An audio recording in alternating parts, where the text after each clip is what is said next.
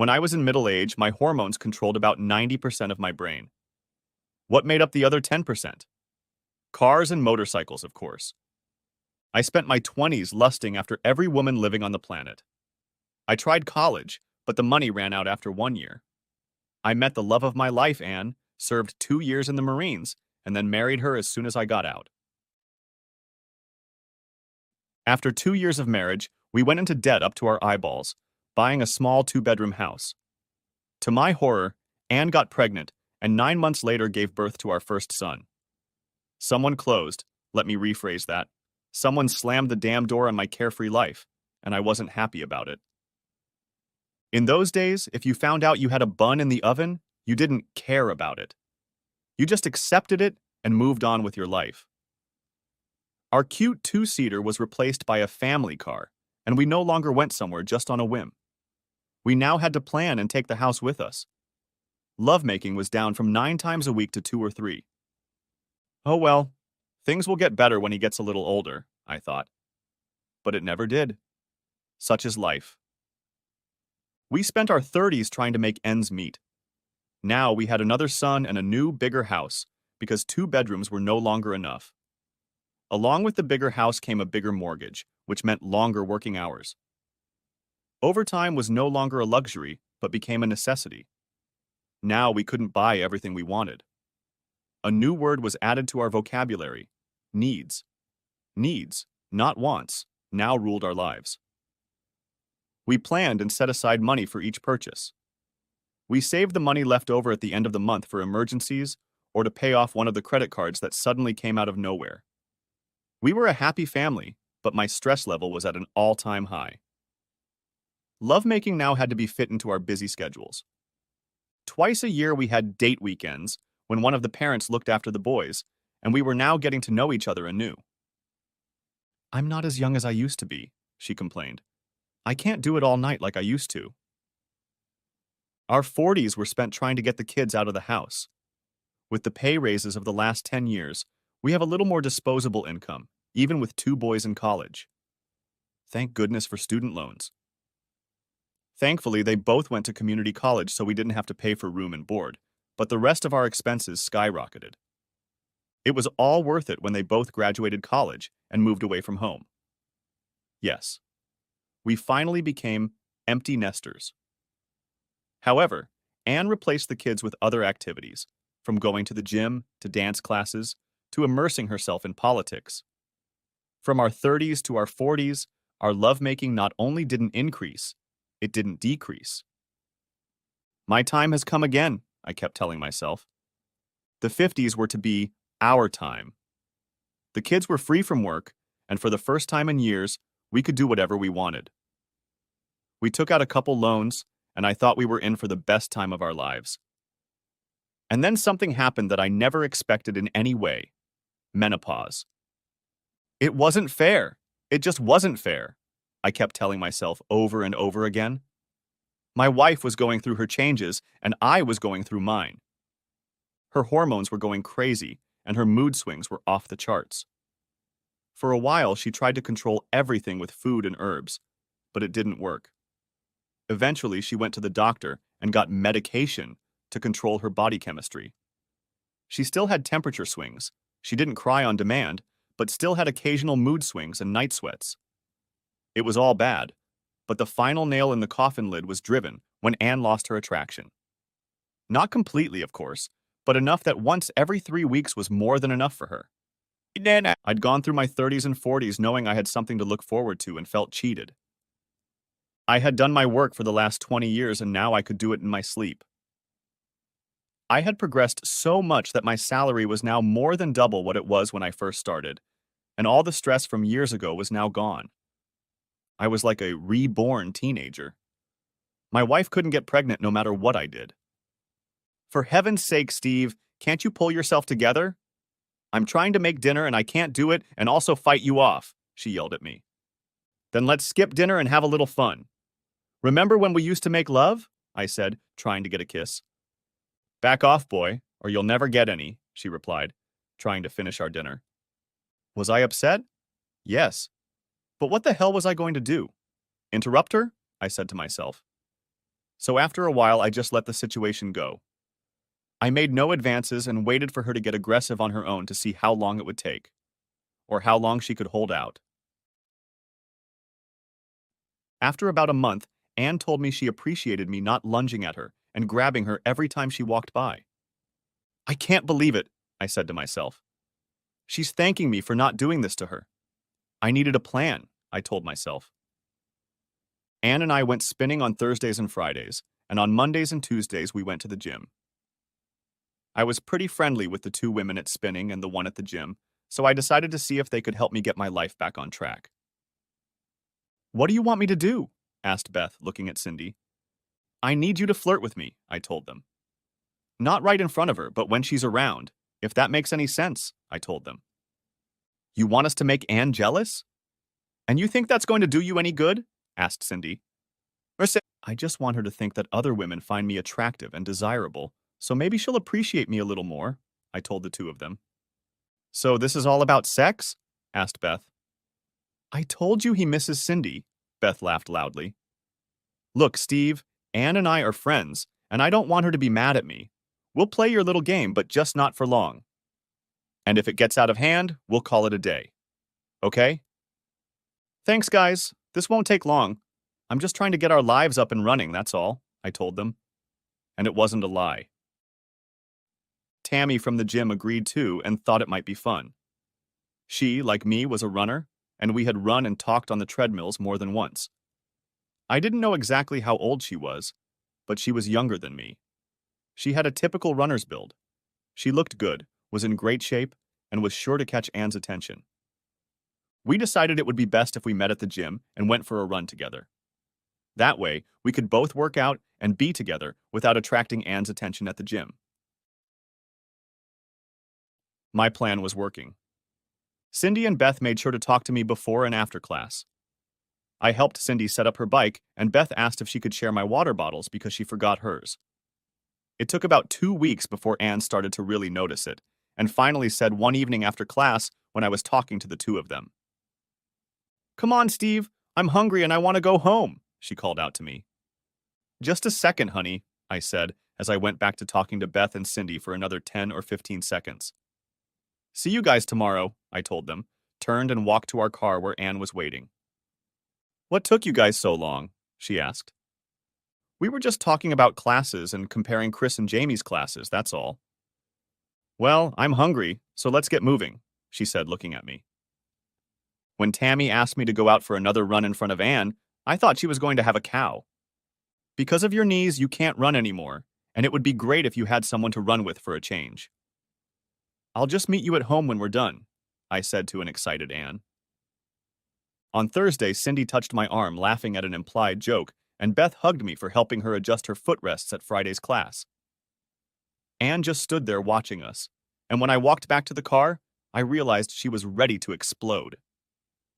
They're getting too friendly, she said, stepping toward me. What are you talking about? Anne, this is Beth and Cindy.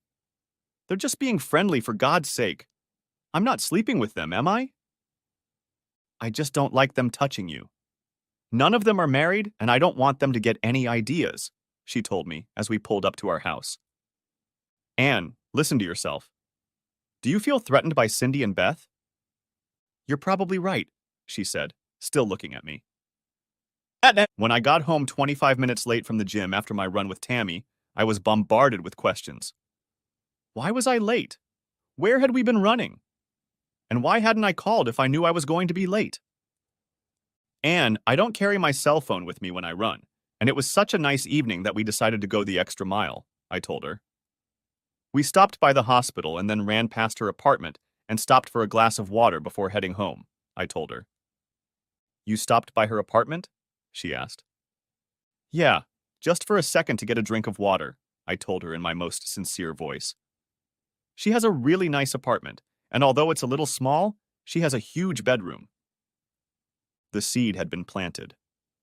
What the hell were you doing in her bedroom? Shouted Anne back at me. She just gave me a tour while I finished my bottle of water. What are we having for dinner? Said I, deliberately changing the subject. Today, I don't want you in some damn girl's bedroom, you hear me? She shouted. Okay, No more bedrooms. Happy now? I asked. So, what are we having for dinner? We hadn't had anything in a while, and when Anne asked if I wanted to do something this evening, I waved it off for the first time in our marriage.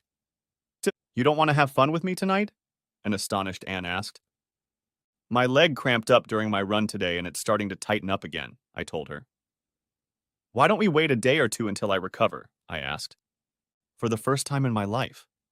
How does it feel, Anne? I thought to myself. It's great. Just fine, Anne told me. Just let me know when you're ready, she said in an annoyed voice. It was another 4 days before she brought it up again. Why aren't we doing this anymore? Asked Anne on Thursday night after dinner. What are you talking about? We do it all the time, I replied. It's been 26 days since we last did it. I'm keeping an eye on it. God, it doesn't seem like it's been that long. Are you sure? She tossed me a calendar. See for yourself. April 16th is the last time. I looked at it, and April 16th was circled in red. I'm not saying you're lying. It just doesn't seem like that long ago, I told her. You don't kiss me anymore. You don't hug me anymore, she said in an accusing tone. Wait a minute. Aren't you the one who was always complaining about how I'm all over you? That I'm acting like a love-starved teenager and you don't want anything? Or maybe it was someone else who was thanking me for leaving her alone? I said sarcastically. Make up your damn mind, Anne. Either you want it or you don't. Which is it? Not wanting to fall behind, Anne went on the offensive. Well, if you're not getting it from me, Steve, then who are you having fun with? Probably with that tramp Beth, or maybe you're taking another tour of Tammy's bedroom, she said, getting even more angry. Anne, I don't get anything from anyone but you, and even then it doesn't seem to be very often, I said with a smile, hoping to lighten the mood. It didn't work. If I even think you're cheating on me, I'll chop that son of a bitch off, she yelled back at me. It was a joke, honey. It was just my own sick way of making a joke, I tried to tell her before she stormed out of the room. I tried to start something that night, but all I got was her rebuff. Maybe you should call Beth or Tammy. Maybe they have some damn time, was all she said. Anne was furious all weekend. I tried to apologize a couple of times, but got nowhere. Damn it, my plan was worse than a failure. At least I used to get something before, but now it was less than nothing. On Tuesday, I went for a run with Tammy. At least I had a friendly face to look at every night we ran together. Tonight, I need you to push me hard. I have a 10K run on Sunday morning, and I want to test how fast I can run it, Tammy explained. We've been running at her pace for the last month, and today she wanted to run at my pace. I ran a little slow for the first half mile, and then picked up the pace for the next mile and a half. Are you tired of me already, Steve? Or is this the best you can do? She teased me. Okay, girl, hang on to your thong and see if you can keep up with me, I replied. We covered the next 3 miles at almost sprinting speed. A quarter mile before the finish line, I started yelling at her to pick up the pace. Come on, girl, get moving. You don't have to swing away from me, I yelled to her. When I saw her apartment building, I started sprinting. Come on, Tammy, push it. Don't leave anything in the tank, I shouted as we both panted our asses out. I thought she was going to throw up as we pulled into her parking lot. Good job, I told her as we both walked around trying to regain our breath. If you run like that on Sunday, no one will touch you, I said, and high-fived her, after which she gave me a sweaty hug. Thanks, I needed that. Surely I can't talk you into running with me on Sunday. I told Anne I'd invite her to brunch at Tony's to make it up to her. She's been on edge for the last 2 weeks, and I'm trying to win her favor. And maybe in bed, I said with a smile. Well, come on up. I'll get you a Gatorade and send you home, she said as we walked hand in hand to her building. After having 2 small drinks, I went for a 2-mile jog to my house. I didn't see Anne when I walked in the door, so I headed to the shower for a well-deserved shower. I showered, shaved, and brushed my teeth. I was just getting out of the shower when I saw Anne in the doorway. Washing off the evidence? She asked, putting her hands on her hips. What? Said I, not believing what I thought I had just heard Anne say. You heard me, she said, turning around and walking down the hall. And what the hell did I do? I said, finishing wiping myself off. I found Anne pacing back and forth in our bedroom. I can't believe you slept with her. You're almost old enough to be her father. Anne, what the hell are you talking about? Don't play dumb. I'm not that stupid, she snapped back. I followed the two of you today. After your run, I saw the two of you heading toward her apartment, holding hands. I waited for you to come out and left 10 minutes later. It doesn't take a rocket scientist to figure out what you two were doing there. Anne, are you out of your mind? Just listen to yourself. I went in for a couple glasses of Gatorade, that's all. There was no hugging, no kissing, nothing. If you want, let's go to bed right now.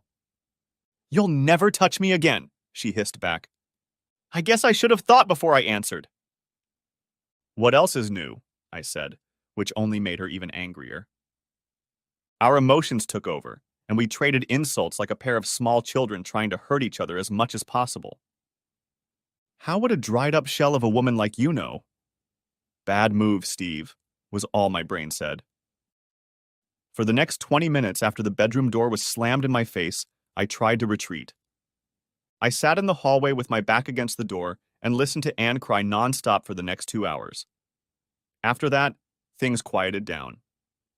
I knocked on the door several times, but got no answer.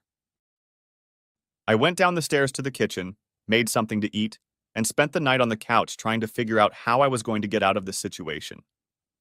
I woke up sometime around 6:30 and went upstairs to an empty bedroom. The bed was made, but she was gone. Sometime during the night, Anne had gotten out of our house and gone somewhere. I showered and got dressed for work. It had been a long day. I wrote a dozen emails to her at work asking for forgiveness before I could fill up the voicemail account on her cell phone, but got no response.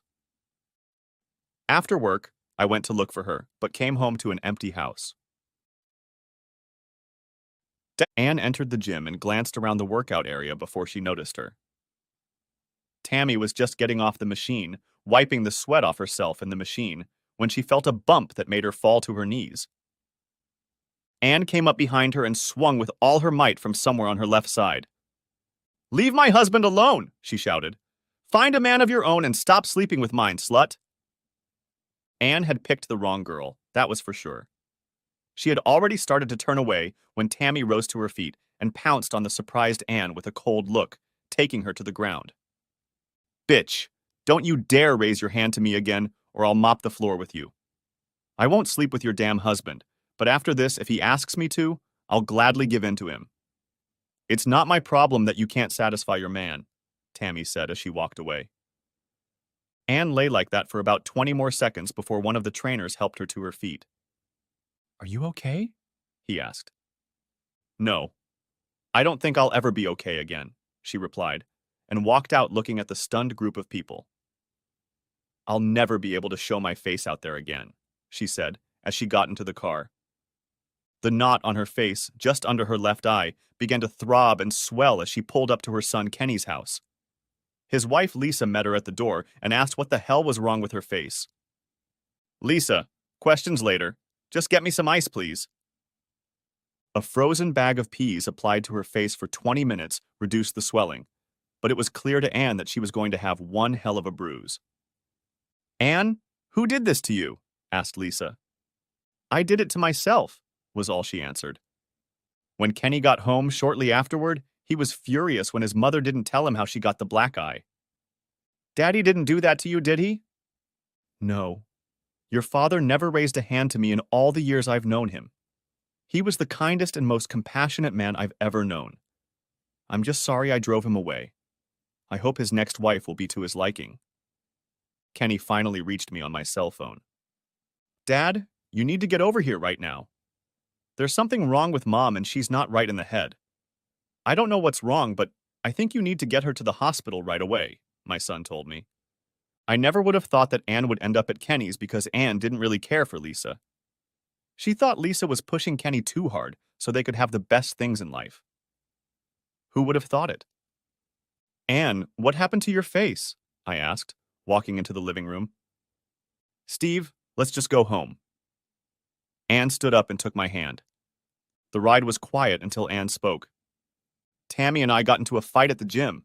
I told her to stay away from you after I hit her. She hit me back and told me she wouldn't sleep with you. As you can see, I got the worst of it, Anne said as we pulled into the garage. When we got into the house, I should have grabbed her, told her how much I loved her and that she was all I cared about. Instead, I did something really stupid. I told her the truth, that I was just trying to make her jealous. When I tried to explain what I did and why, she just looked at me without saying anything. But that didn't last long. Mount St. Anne was about to erupt. Let me get this straight. You set this whole thing up with Beth, Cindy, and Tammy to make me jealous so I could have more fun with you? Didn't you? You let me make a complete ass out of myself in front of 30 people at the gym because you wanted to get in my pants again? Was it all just your sick game?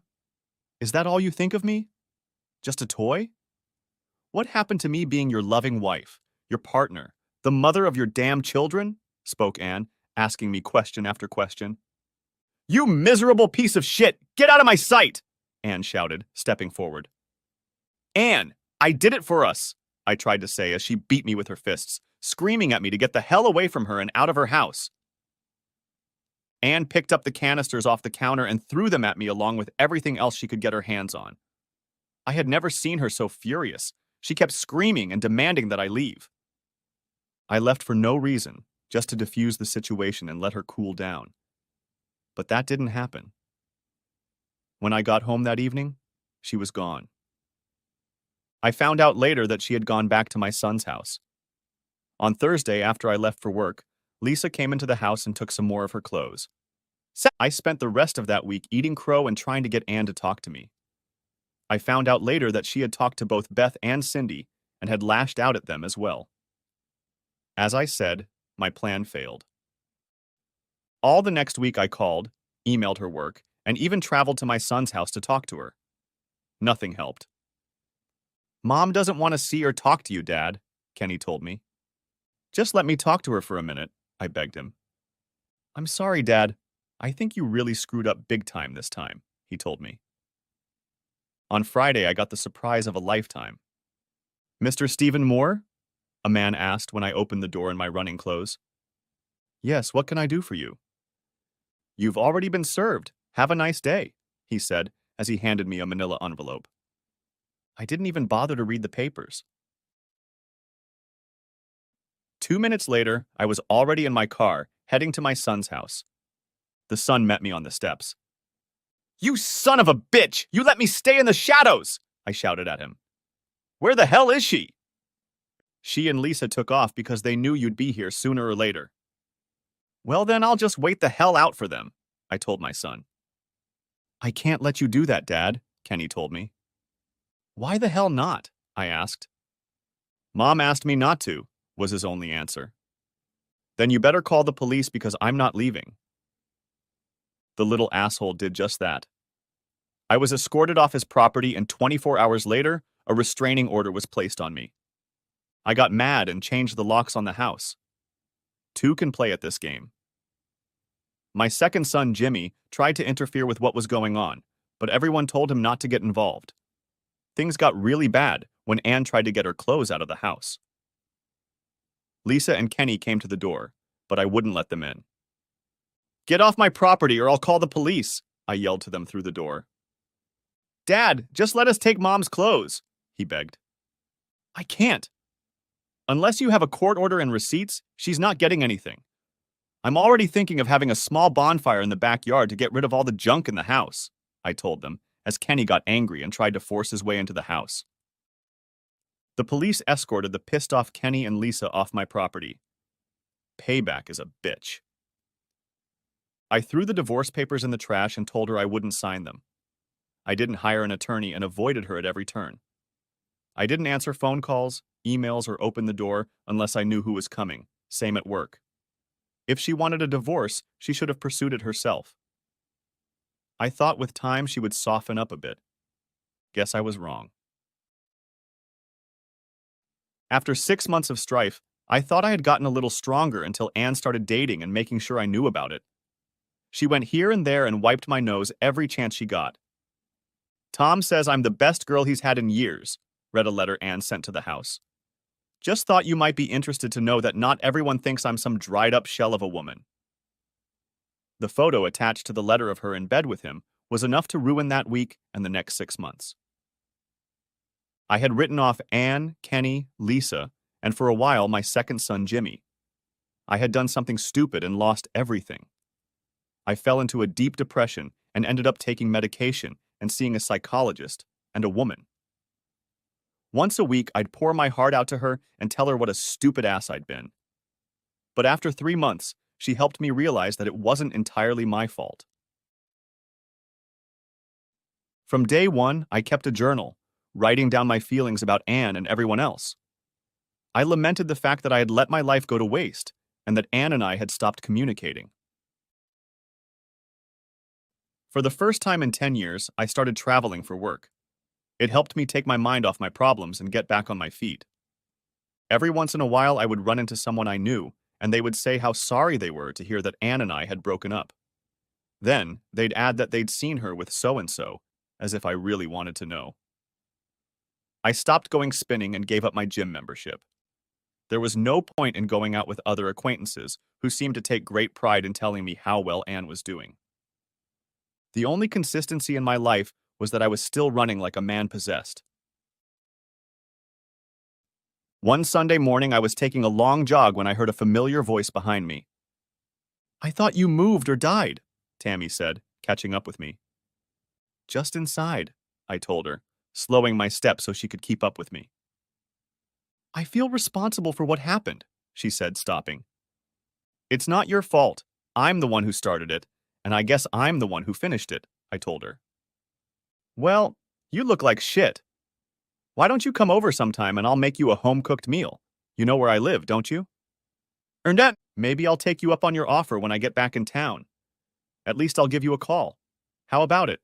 I told her. "Well, I'll stay out of the way this time. Remember, you have to call me when you get back," she said, as she hugged and kissed me tightly. I planned to take 4 days off before going on a 2-week trip to our clients in the Northeast. It was supposed to be a PR trip. It was my boss's idea. "Get out of here for a couple weeks. You're just stale, and you need to get your head and ass back together again. Go through NE territory, and I'll see you back here when you're done." I reminded him that I had a few days vacation. "Okay, so I won't see you for 3 weeks. It's not like the world will stop spinning if you're gone for a while. Just make sure Katie's on top of things and your team leaders know what to do. Have a good trip, get laid, and I'll see you when you get back." Tuesday morning, I woke up in an almost good mood. I put on shorts and sneakers and went for a long run. The weather was beautiful, and I used the time to clear my head and plan where life would take me in the next couple months. I think I'm going to sell the house. It's too big for me, and I can rent an apartment until I decide where I'm going to live next. I took a few bucks out of the bank and bought a small 1-bedroom condo in Sarasota, Florida. Now I was planning to retire there in the next 3 or 4 years. Anne and I had talked about it years ago, and it looked like I was going to do it alone. As I passed the large Catholic church, I waited impatiently for the stop signal across the street from the school. I almost crossed the road against the light because I saw only one car coming, but for some unknown reason, I decided to wait. The light turned green, and I started to cross, as did a group of school children with a teacher on the other side. What made me look, I have no idea. Only that I looked to my right and noticed that a car was not slowing down. I yelled at the kids to get back to the curb, but they just stopped and stared at the crazy man who was yelling at them. I ran 15 yards in record time, even with my arms fully extended. I pushed all 10 kids away, including the teacher, and knocked most of them to the ground. That's all I remember. I tried to open my eyes, but only one gave in. I had a hard time focusing and getting my brain to work. I saw 2 faces looking down at me as I tried to say something. "Can you tell me your name?" "Who is Anne?" they asked. I lifted my head slightly, and then everything went back to black. The next time I woke up, I felt something pressed against my forehead. It took a few minutes before I tried to realize what was happening, but I was still at a loss. I raised my right hand and saw nothing but tubes, just as I had in my left. A dark-haired angel with olive skin was wetting my lips and pouring a few drops of liquid into my open mouth.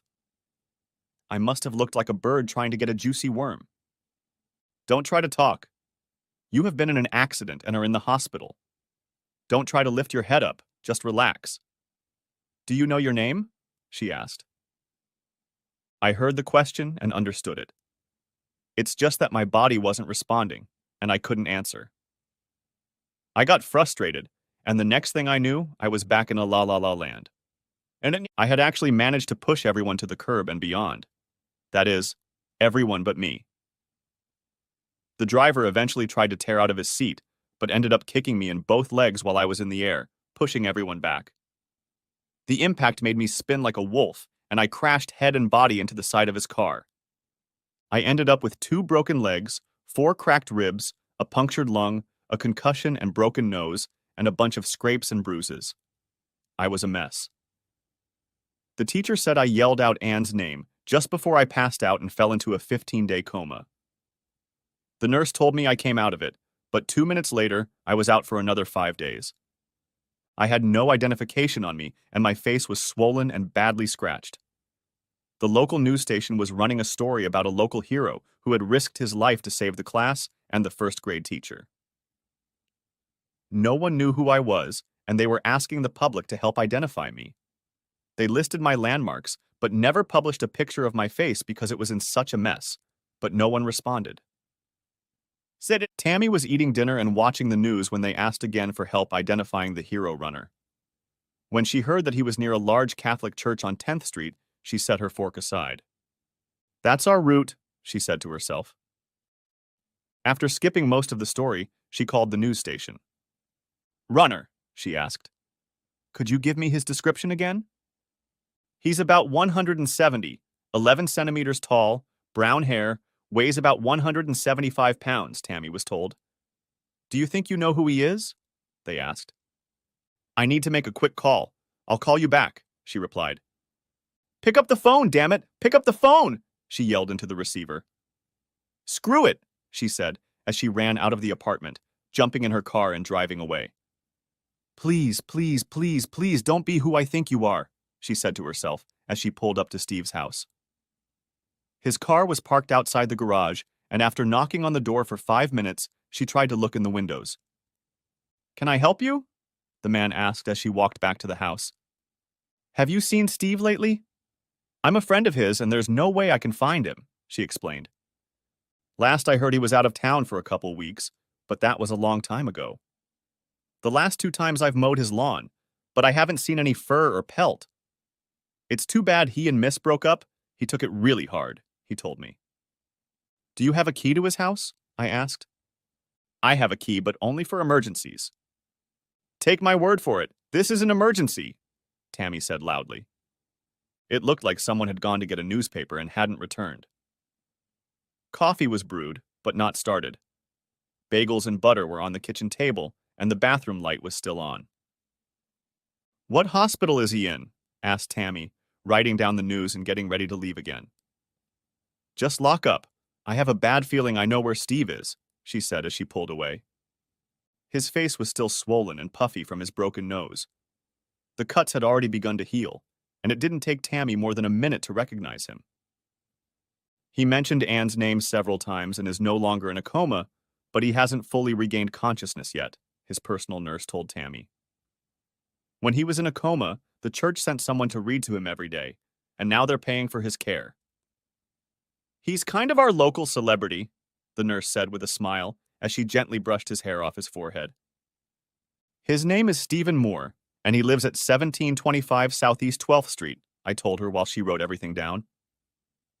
I gave her the name of the company he works for and told her that Anne is his ex-wife. I gave her my name and phone number and asked her to keep me updated on his condition. I can't believe no one noticed Steve was missing.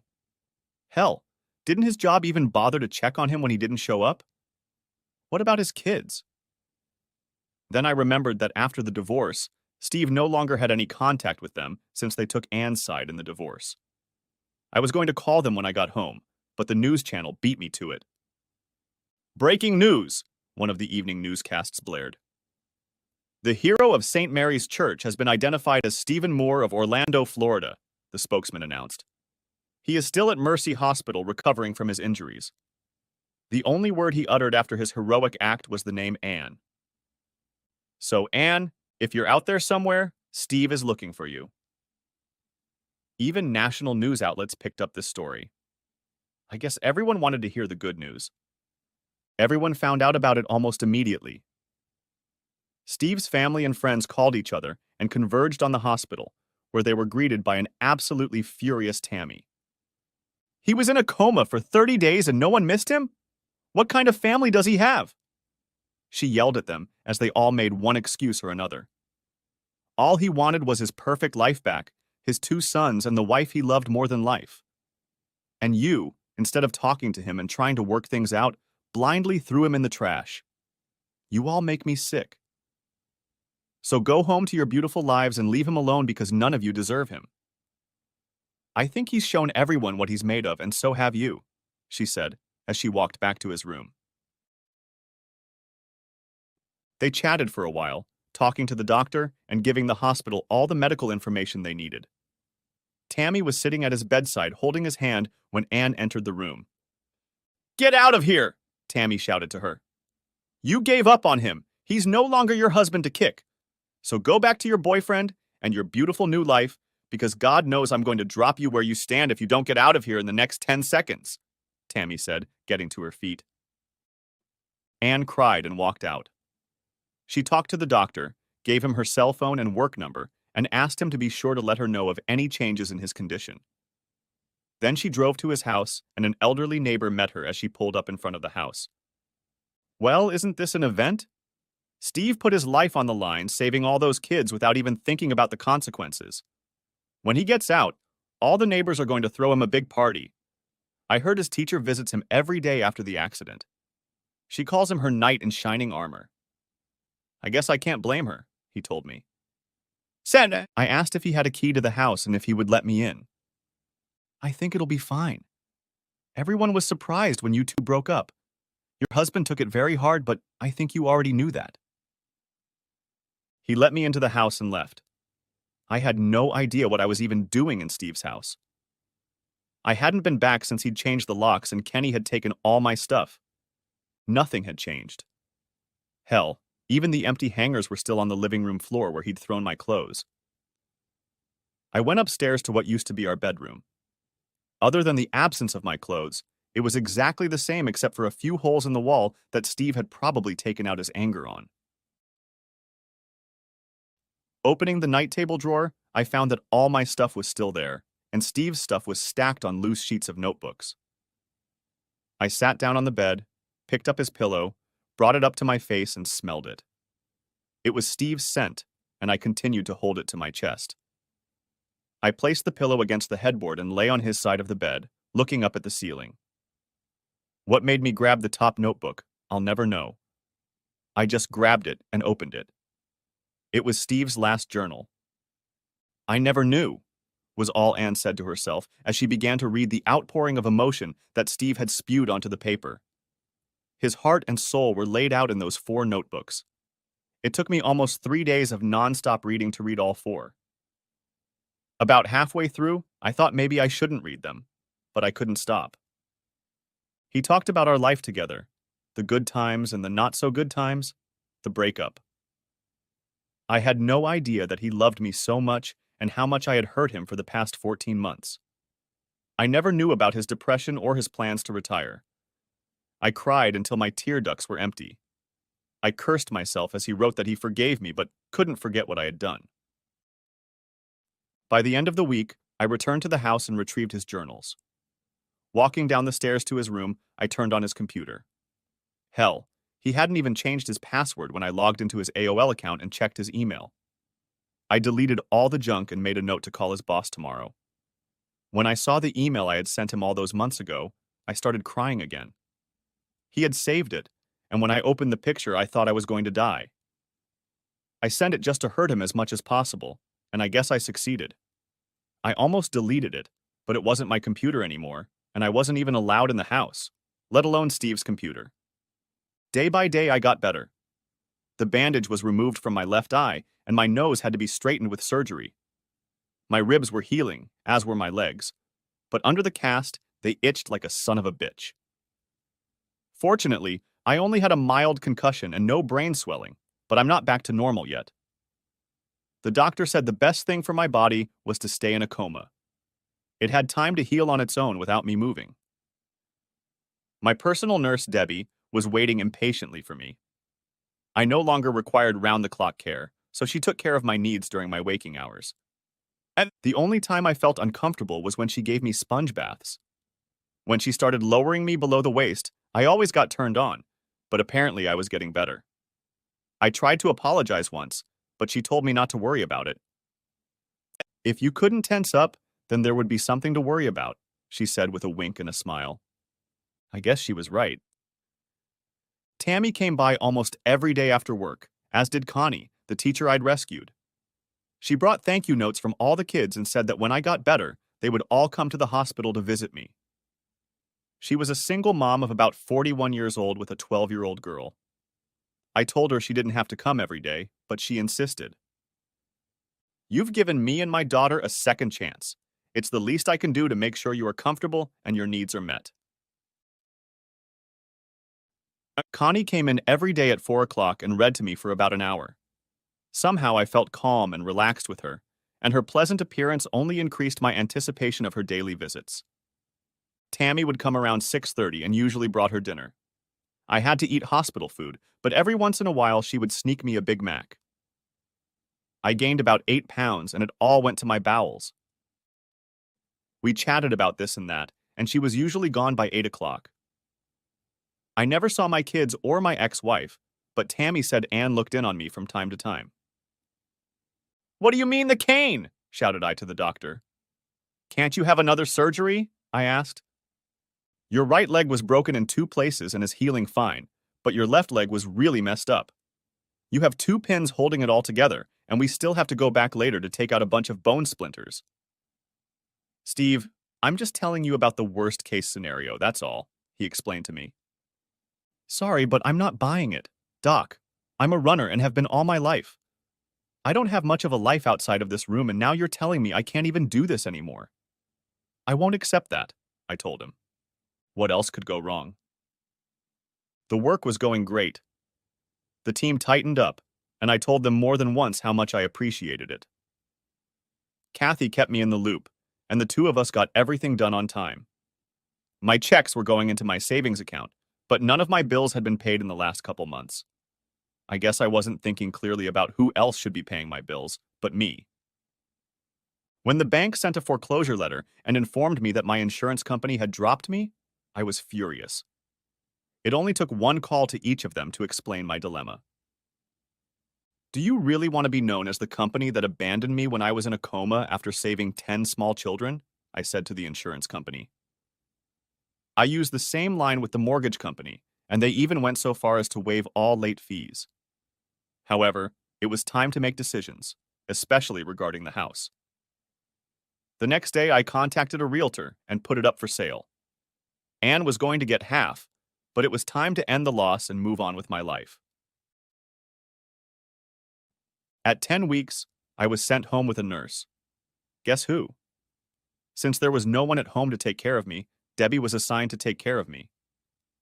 She moved into the guest room and only stayed there at night when I was in trouble. Tammy and Connie still came to see me in the evenings, even though I told them it wasn't necessary. Kenny called and Jimmy came to see me the day after I got home. They both apologized for not being there for me. I told them to forget about it, which I did. But I told them I'd put the house on the market. You can't sell the house, Dad. Where are you going to live? They asked. I'll find an apartment close to work, and in a couple years I'll move south anyway. Have you talked to your mom about that? Asked Kenny. I haven't talked to your mom since last year. Why the hell would I talk to her now? I asked. Please just leave her out of this, okay? I already know what she thinks of me. Friday night, Tammy, Connie, and her daughter Rebecca had a pajama party. We had pizza, beer, and pecan pie. I wasn't allowed to drink beer because of the painkillers, but I had 2 mugs anyway. It wasn't until 10:30 that I found out the real reason for the sleepover. Tammy had taken Rebecca to the store to restock the fridge, and Connie had burst into my room in a fit that would have raised a dead man. I know it's been a long time, and I know you can't do much, but I have to do this for you today. Connie, you don't have to do that, I replied. I know that, but I want to, she said. We got busy, but later we had to stop when the other guests came back. When the cast came off, it was both a relief and a weight. To start, I was scheduled for physical therapy 3 days a week. I would arrive at the clinic in a cab, let them bring me to tears, and then go home. My therapist was a large woman who was merciless and took no prisoners. She would push me to my limits and more. So you're a runner? She asked. Why are you such a wimp? Will you ever want to run again? Or will you settle for a pair of crutches? She said, mocking me. Like I said, I worked myself to tears and then worked some more. I'll show myself to that damn doctor, I kept telling myself. Mom wants to see you, was all Kenny said on the phone. Why? How the hell should I know? He replied. Do you ever want to see me again? I asked. If so, quit the damn games. You're not on my list of favorite people right now, and if you keep shitting on me, you'll be off the list altogether. So let me ask the question again. What the hell does she want? You.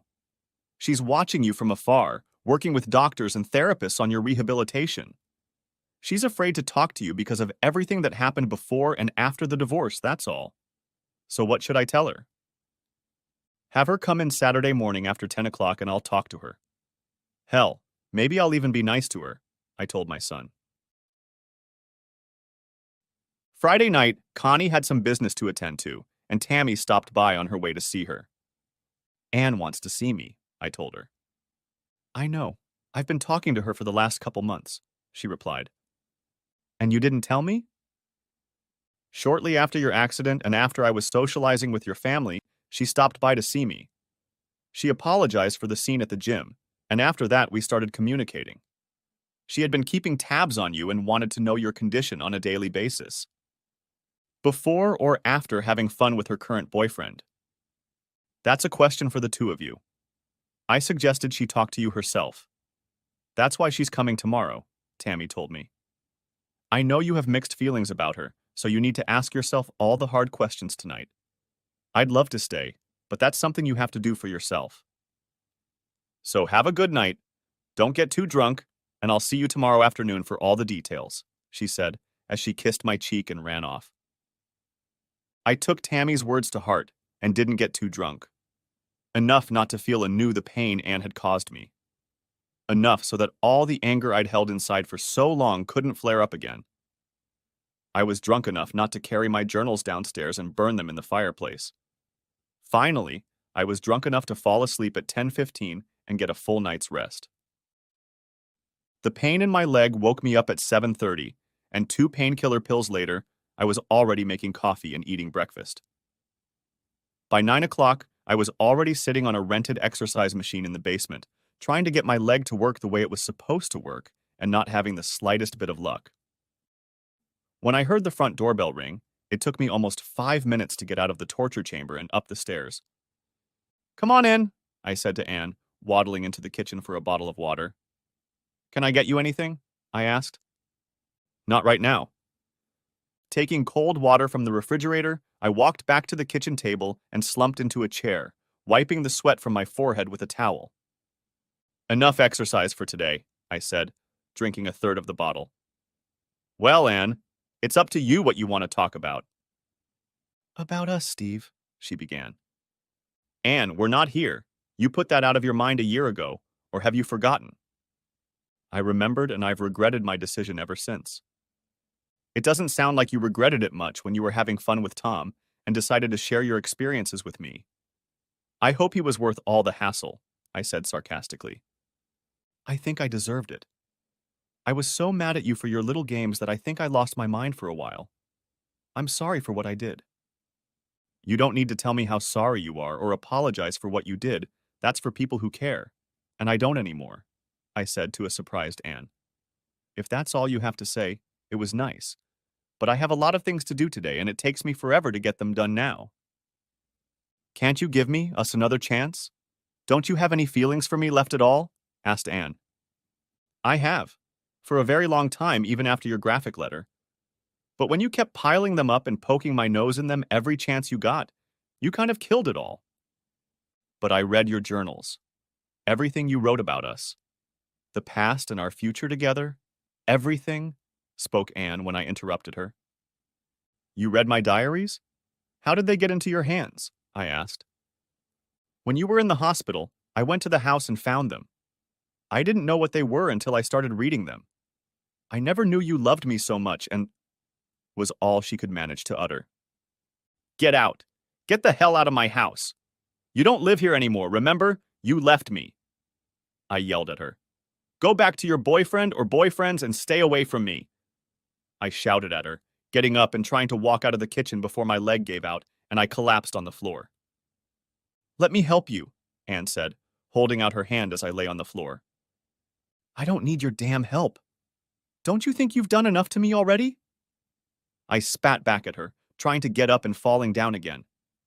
This time, however, I felt a sharp pain in my leg as I rolled over. Please go away. Anne, leave me the hell alone, I said, lying on my back like a turtle that couldn't get up.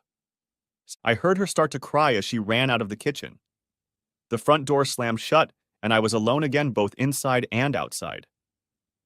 I lay like that for at least 15 minutes before I tried to get up again.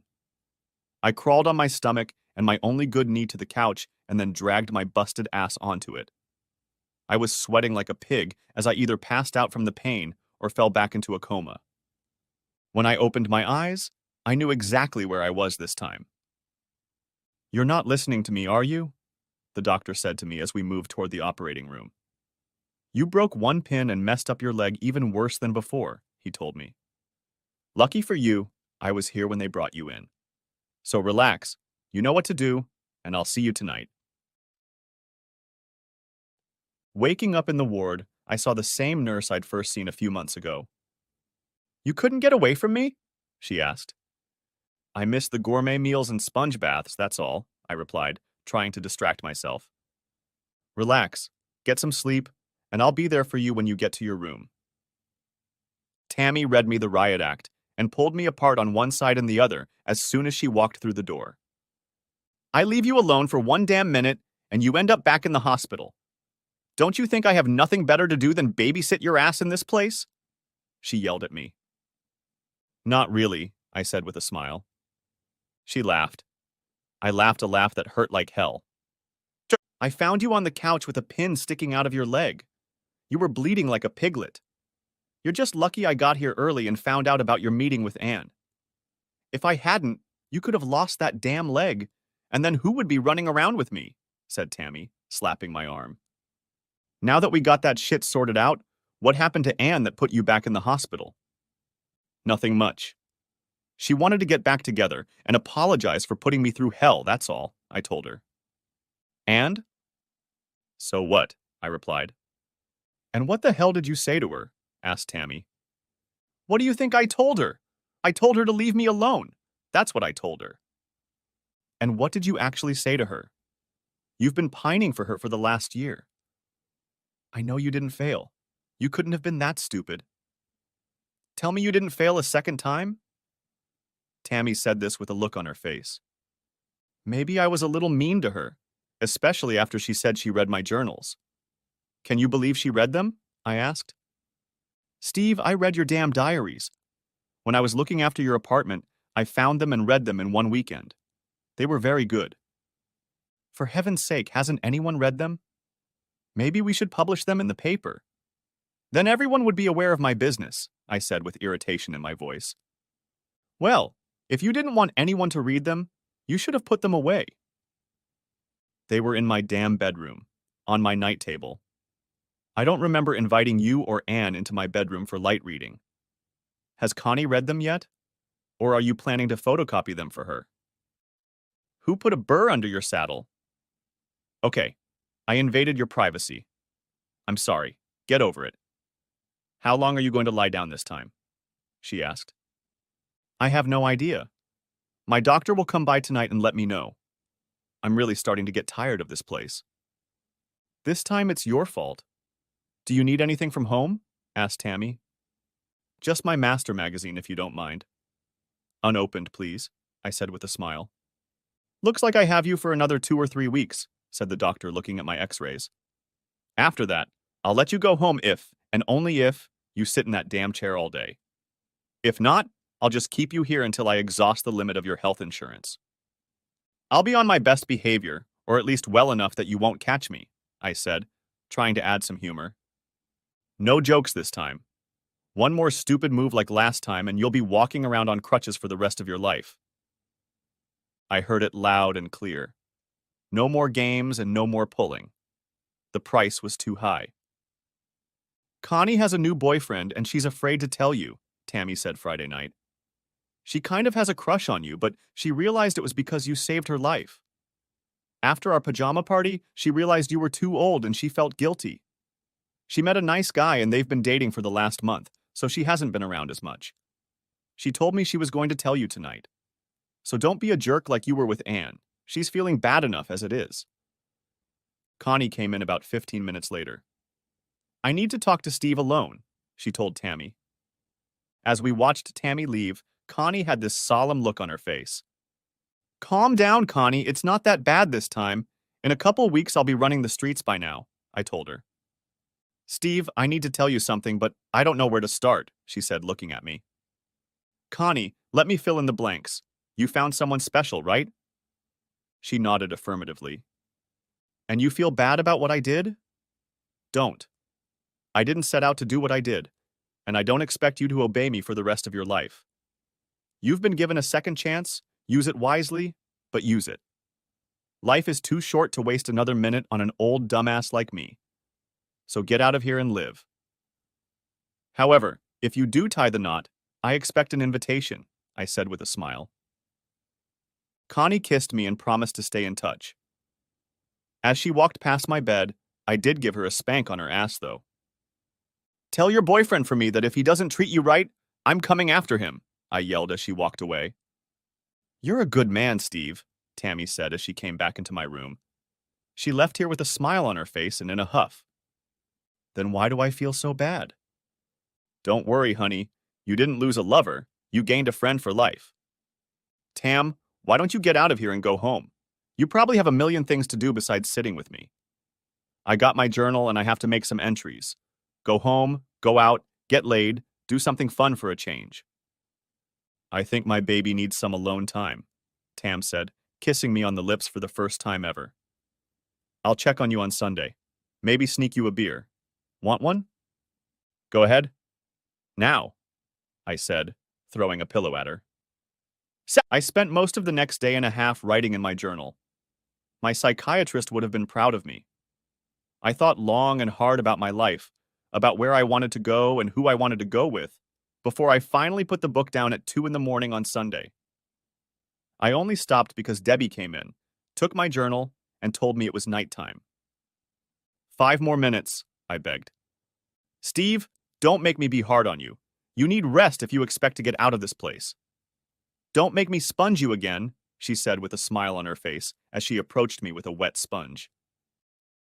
Tammy snuck a Big Mac and a Corona in an empty ginger ale bottle. You could say heaven, because that's what it tasted like. She stood guard at the door to the room until I was done. We cleaned out the bottle, and I had a few mints to mask my breath. Thanks, I needed that, I said, getting comfortable on the bed. Getting ready for the next chapter of my life. How long, Tammy? I asked, looking at her sitting in the chair next to my bed. How long what? How long have you had these feelings for me? I asked again. A long time. About a month after you first asked me to flirt with you. Why didn't you say anything? It took me a while to put 2 and 2 together, and then I couldn't believe it myself. What are you, 42, 43? 47, but thanks for the ego boost, she said, holding my hand. I was so jealous of Anne. You put so much effort into getting her back, and she didn't care. She went out of her way to get back at you, and for what? Because you tried to put the spark back in your marriage. I'd kill for a man like you to come after me. My husband died 15 years ago and took a piece of me with him. You are the first man I can say he can replace me, among other things. I didn't know at first, but the more time we spent together, I felt something. But I thought I was just imagining it, I told her. You weren't supposed to know. Hell, I didn't fully realize it until I found you in the hospital, fresh out of your coma. I was so angry at them, all of them. I was just seething. I read them the riot act, and when Anne came into the room to see you, I completely lost my temper.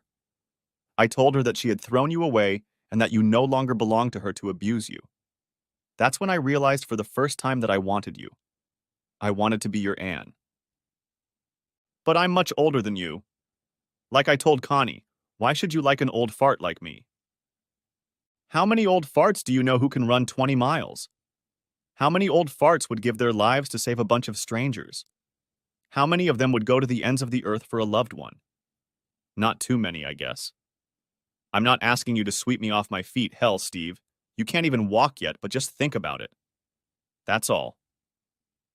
With a kiss, Tammy left, and I was left alone again. The second time in 3 days to think about what I wanted. For the next 2 weeks, Tammy was constantly in my hospital room. When the doctor came in to check on me, he seemed to be talking more to Tammy than to me. You have to keep your husband at a distance if he wants his leg to heal, he told Tammy. I'm not Steve's wife, just a friend, she replied. Sorry about that. It's just that your name is listed on his chart as the first point of contact, and I just assumed, he said, trying to backtrack.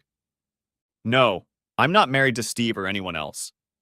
A week before I was to be released, the doctor came into my room and read me the riot act one last time. Here's a list of what he can and can't do. He needs to exercise his leg, but make sure he doesn't overdo it. Here's my business card with my home phone number, he said, holding it out to Tammy. Call me anytime, day or night, if you have any questions or anything else you might need. 2 weeks later, I was home again, sitting in my torture chamber trying to strengthen my leg. At the end of the second month, I had made more than a little progress, but I wasn't overdoing it. As I turned on my iPod and cranked up the music, I didn't hear her come downstairs. She watched me for a few minutes before saying something. If you get too hard, you'll end up back in the hospital, and I'll have to babysit your ass again, she yelled loud enough for me to hear her over the music. The doctor said I can start on the other leg in 2 weeks, and I plan to try it out on the street by Christmas. What do you think? You'll never learn, will you? Yes, my angel, I said. Tammy and her boyfriend are coming over for dinner, and I'm going to need your help. I started to say something about my leg injury, but she interrupted me. Remember who you're talking to, she said as she walked up the stairs. She didn't entertain my objections, as she was now as much in control here as she was at work. You see, she had seen me at my worst and loved me for who I really was. It didn't hurt that she was an animal in bed, too. Tammy wasn't happy when I told her that I just wanted to be her BFF. I told her that the age difference was just one issue and that I cared more about her as a friend than as a potential lover or life partner. However, one night we did test each other's mettle. When she asked if I was going to go back to Anne, I just shook my head. You see, Anne wanted me back because I was easy. I was predictable, and she knew she could always count on me to do whatever she wanted. Anne knew she had made some mistakes, but figured we could both forget them. However, I still couldn't get that picture of her and Tom out of my head, even when I erased it from my computer. Everyone told me that I had made a huge mistake by not going back to Anne, but it was my mistake. Jimmy and I still talk every week. He told me to follow my heart. I followed his advice. My decision was already made anyway. When my house was sold, I moved in with Debbie. Her apartment wasn't very big, and I ended up getting rid of 75% of my old furniture. You see, she had a big double bed, and for more than a few weekends we never left the bedroom. I guess you could say, we lived for love. After one of her famous sponge baths, we took things to the next level more than once. The last 2 weeks in the hospital were hardly the best 2 weeks of my life. We had plenty of time to talk and get to know each other better. We had more than a few things in common, and our differences didn't even reach a fraction of a percent. She was just what the doctor ordered. Speaking of doctors, that's who Tammy was seeing now. The doctor who did both surgeries on my feet. Even after we talked, she was always there for me, and so was the doctor. It got to the point where he started talking to her instead of me when he entered the room. Then there was coffee at the hospital restaurant, then a movie, then dinner, and then, well, I guess I don't have to paint you a picture, do I? Now I walk Tammy on the weekends and hope to do my first 5K run in 2 months, with Debbie's permission. As I've said before, Debbie rules the ball. She's never let me forget that if I mess up, she'll kick my ass, and if I don't believe her, she'll just give it a try. Am I happy? Yes. Do I plan to marry Debbie? Not now, maybe in the future when we move to Sarasota. Would I do it all again? No way in hell. The end. Thanks for watching, I hope you enjoyed it, so subscribe to my channel and watch the next video.